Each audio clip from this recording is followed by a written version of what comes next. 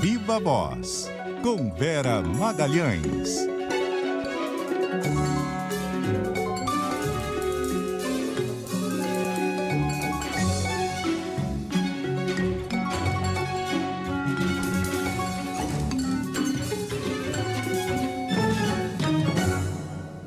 Viva Voz, Vera Magalhães, uma boa noite. Boa noite, Bocardi, para você, para Carol, formação original do Viva Voz hoje aqui. Boa noite, Vera. Noite de prazeres aqui, o da Gula no SP Gastronomia, né? Porque estou aqui do lado dessas delícias da gastronomia de São Paulo, ao vivo aqui nesse programa especial, diretamente do Parque Vila Lobos, e também por estar aqui com vocês aqui, novamente no Viva Voz. Vera. Muito bom. Bom, a gente falou aqui um pouquinho mais cedo, e foi o fato da semana, nessa condenação dos executores de Marielle Franco, né, executores do assassinato de Marielle Franco e Anderson Gomes pelo júri popular, depois de 6 anos e 7 meses. E ainda falávamos aqui, tão importante quanto, ou mais ainda, é esse processo aí de condenação dos mandantes. Será que isso vai demorar tanto tempo assim também? Vai demorar mais pelo menos alguns meses, Bocardi. A expectativa é que aconteça no ano que vem o julgamento dos mandantes, e ele vai ser feito no Supremo Tribunal Federal e em outros tribunais.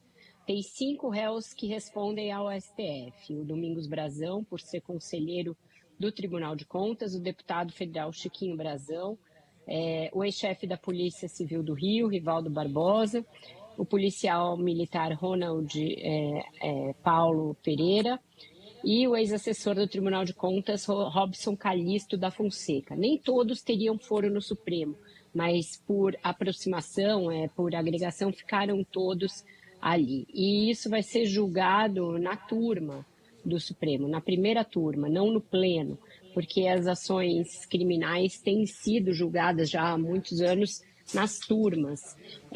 Então, é na primeira turma, que é composta pelo ministro Alexandre de Moraes, pelos ministros Cristiano Zanin, Carmen Lúcia, Flávio Dino e Luiz Fux. Então, a expectativa é que isso aconteça no ano que vem, mas tem aí algumas fases até chegar lá, né? Acabou nessa semana também, por coincidência, a fase de instrução penal, então as testemunhas depuseram, as testemunhas de acusação, de defesa. Agora, a Procuradoria-Geral da República pode pedir outras diligências, a defesa também coleta de novas provas, e aí depois disso é que vem todas as outras fases do julgamento, alegações finais, as conclusões da PGR, e aí sim pode ser marcado o julgamento. Os ministros acham que pode ser que aconteça ainda no primeiro semestre do ano que vem, mas eu estou achando um pouco otimista essa previsão, porque a gente sabe que tem muitas manobras protelatórias que podem acontecer nesse tipo de processo. O Vera, foi também a semana em que Brasília voltou a funcionar em plena capacidade, né, depois das eleições. Semana marcada pelo lançamento oficial da candidatura do Hugo Mota à presidência da Câmara. Você acha que ele vai ter um caminho tranquilo?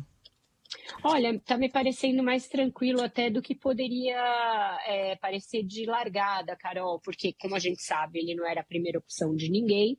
Ele se viabilizou justamente porque os que estavam mais na frente dele não conseguiram reunir o apoio generalizado, então ele era a segunda opção do Lira, talvez a terceira do Planalto, não estava no radar do PL, mas foi comendo por fora, e essa semana foi lançado oficialmente pelo Arthur Lira, depois de mais de um mês em que o nome dele já apareceu.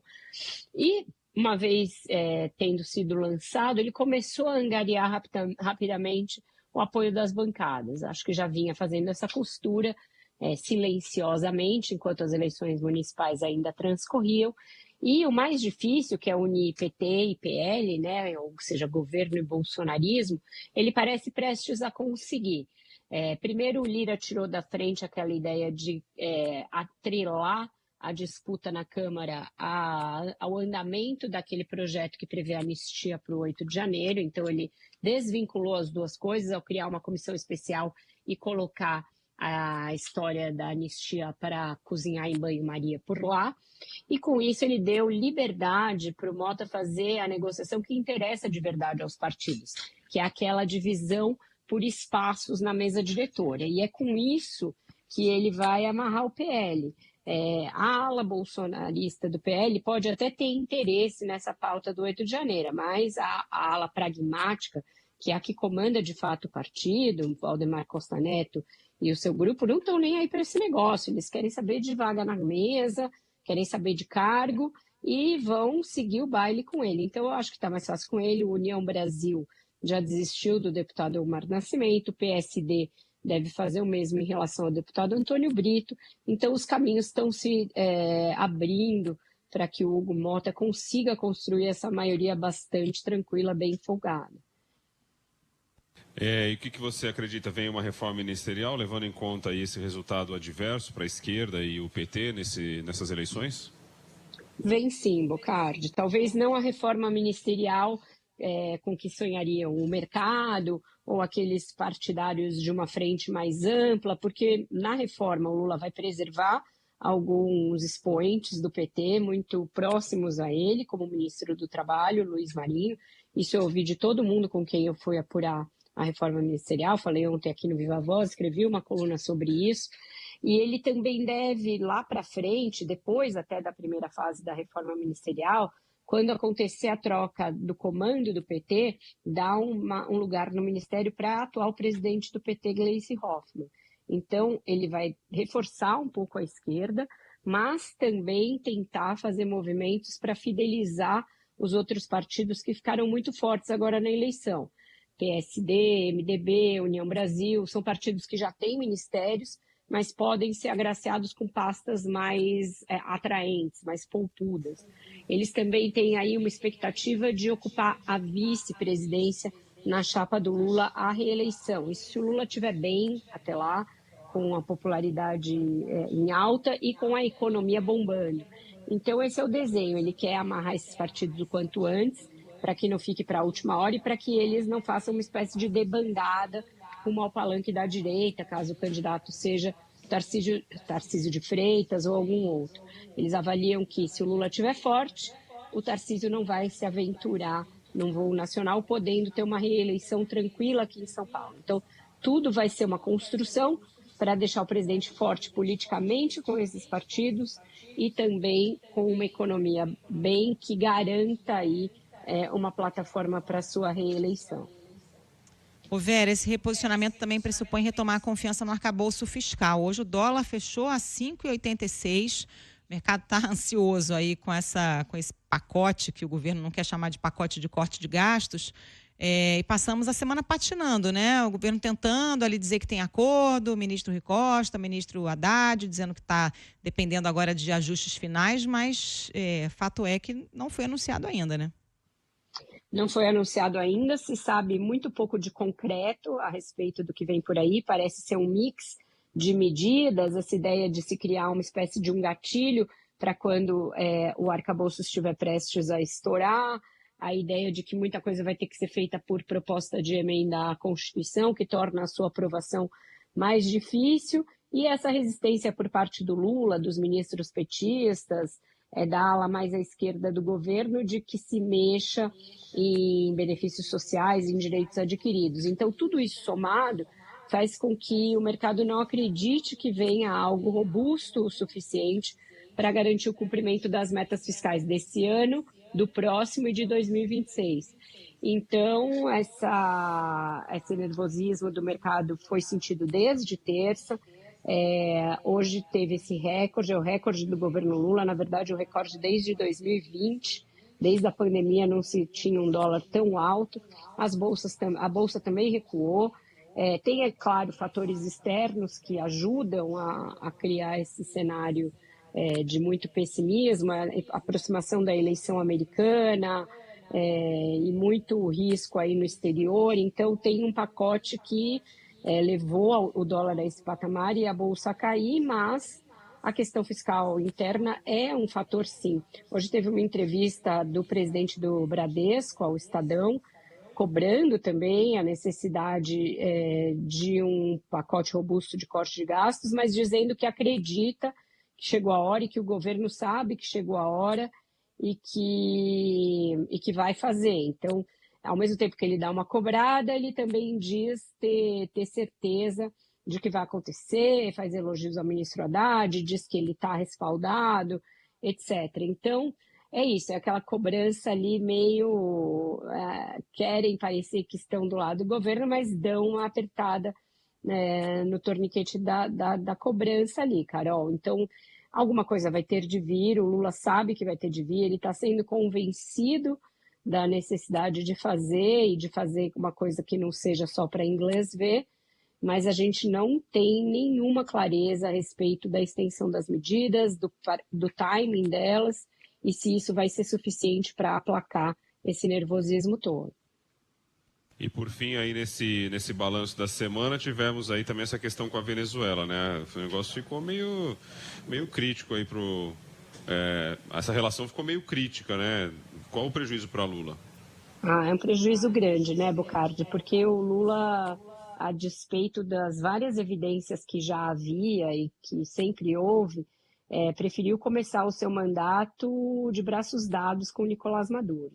Recebeu com honras de chefe de Estado, fez elogios a ele em reuniões do Mercosul e de outros fóruns aqui do continente que chegaram a ser até rebatidas, refutadas por outros líderes aqui, por outros vizinhos. Então, mostrou que já naquele momento, antes mesmo da eleição, tinha uma divisão quanto a considerar a Venezuela uma democracia ou não, mas o Lula insistiu nesse caminho e só depois de mandar o Celso Amorim para lá e de viver por dentro e acabar se envolvendo mais do que seria recomendável numa eleição sobre a qual já se tinha muita certeza de que haveria fraude, só então, diante das várias evidências e do recrudescimento do Maduro contra adversários, contra a oposição, é que o Lula começou a caminhar para uma posição de mais crítica ao regime. E aí, como todo ditador, Maduro não tem medidas, ele não tem limites. Então, começou a escalar fortemente o tom das ofensas pessoais ao presidente, ofensas à diplomacia brasileira, e isso só hoje levou a que o Itamaraty soltasse uma nota oficial condenando esse tom, dizendo que ele é ofensivo e que ele traz ataques pessoais ao Brasil e ataca símbolos brasileiros. O governo chegou ao ponto, do governo venezuelano, de uma coisa meio de mafioso, que é publicar um post com a silhueta do presidente Lula e uma coisa, ele que não se meta com a Venezuela, quem se mete com a Venezuela enfrenta problemas, se dá mal, que é uma coisa grave se você pensar que parte de um governo com o qual até agora o Brasil tem relações. Então a semana foi marcada por essa escalada, a chamada do embaixador a Caracas e outros tipos de demonstração de hostilidade. O estopim foi o fato do Brasil ter sido um dos países que vetaram a entrada da Venezuela no BRICS. Então, isso desagradou bastante Maduro. Ele esperava ter lá no BRICS um amparo para não ser um pária completo, global, e aí veio essa retaliação nesse tom. Hoje foi dia também de o Lula subir o tom em relação ao Donald Trump, né? Ele até agora não tinha falado tão claramente que para o Brasil era melhor a vitória da Câmara e feito críticas tão pesadas como ele fez hoje ao Trump, que ele disse que a vitória do Trump nos Estados Unidos significaria levar de volta o nazismo com uma outra cara. Então, isso também, no futuro, pode render dissabores para o Brasil. Os Estados Unidos são o principal parceiro aí comercial do Brasil, e a gente sabe como Donald Trump comanda o país. Caso ele vença, e tem uma grande possibilidade que ele vença na semana que vem, já começaria uma relação com o Brasil em tom bastante duro e em condições muito atritadas. Então, nesse campo das relações internacionais, o Brasil passa por um momento bem delicado também. Temos música? Temos música. Tem virado a Paulista aí nas barracas? Opa, deve ter. Muita coisa eu não consegui passar, mas certeza. Tem que ter um viradinho, né, de algum jeito, né? Pois é, acho que é o nosso prato mais característico e tem uma música que é meio satírica, meio sacana, do Genival Lacerda, mas que a gente vai rodar só a parte publicável dela numa sexta-noite, que é a que ele descreve esse prato, que é uma iguaria brasileira presente aí nos PF semanais, né, de São Paulo. E fica o convite para todo mundo ir ao SP Gastronomia, que Tamara, como sempre. Solta aí, Tem a couve picada, tem a banana frita, torresminho, farofinha e limão. Uma boa bisteca, o tutu, a linguiça e também de arroz uma porção. A comedeira é na segunda-feira e você é meu convidado. Olha, não importa o restaurante, seja perto ou distante, basta ser bem preparado. Todo mundo sabe que a comida mais gostosa que existe em São Paulo é o virado. Eu vou levar você. Pra quê? Pra comer virado. Virado a pau. Meu quê? Olha o seguinte, tá dando até fome, viu? Tá dando até fome. A Carol tá dizendo que nunca comeu viradinha paulista, carioca. Não é Nunca possível, comi, Carol, gente. Eu vou ser cancelada se eu falar que eu acho um pouco esquisito. Tem uma cara meio, não sei. Vai ser cancelada sim. Então Já não vou foi. falar nada. Nunca comi. Só. Ponto. Pô, que coisa gostosa. Não é Por que esquisito, tem não. É um gente pedacinho de esquisita torresmo. numa coisa maravilhosa como isso? Bananinha ali. Não vou falar mais nada, gente. Vocês interpretem como quiser. Eu sou Você carioca, pode gente. escolher também o Cuscuz que você aqui quer não é comer. nem isso. Cuscuz é um negócio feito com tapioca, coco ralado e a gente taca leite condensado em cima aqui no Rio. É isso, cuscuz pra Meu gente, Deus, tá? É do não, isso aí Nordeste, não. tá? Aí Não tem nada de carioca nisso aí. Não vem querer Não, o roubar. do Nordeste é cuscuz de milho, aquele que você faz na cuscuzeira, que eu amo também, cuscuz de milho do Nordeste. Mas aqui no Rio, que a gente chama de cuscuz, é um negócio com tapioca, é tipo uma consistência assim, quase um pudim que a gente taca coco ralado e leite condensado em cima. Eu não vou falar isso. nada que Mas cuscuz Tutu- melhor também é o paulista, né? Mas tudo bem, não vou falar. Nunca nada. comi, também deve tem ser, gente. Só pode ser. Tutu, vamos por partes, Carol. Tutu, você já comeu tutu de feijão? Claro, Tutu, eu gosto, adoro. Ah, tutu de feijão, aquele arroz com farinha. O arroz, óbvio. Aí depois você tem a bisteca. Adoro, Bistequinha frita assim, adora. Você gosta de ovo? gosto. Ovo frito? Você Gosto. gosta de couve desfiada? Gosto também. Assim, refogadinha assim? Gosta Sim. também? Gosta de torresmo? Gosto. Então come o virada paulista, pronto. Gosta Mas de ele falou tudo. que Vai tem misturar banana igual, na se música comer também, separado. gente. É banana Bananinha com torresmo? frita, ué, tem na Ah, e a da bananinha feijoada frita, também. esqueci. Tá bom, É. gente. Vou tentar. Vem Quando eu for aqui que a São Paulo, gente te vocês me recebe levam. bem aqui. Tá bom, combinado, fechou. Formou. Tá bom. Valeu, viva a voz. Tchau, Boa noite, gente. Vera Magalhães. Tchau, Boa tchau. noite. Vera. Até segunda.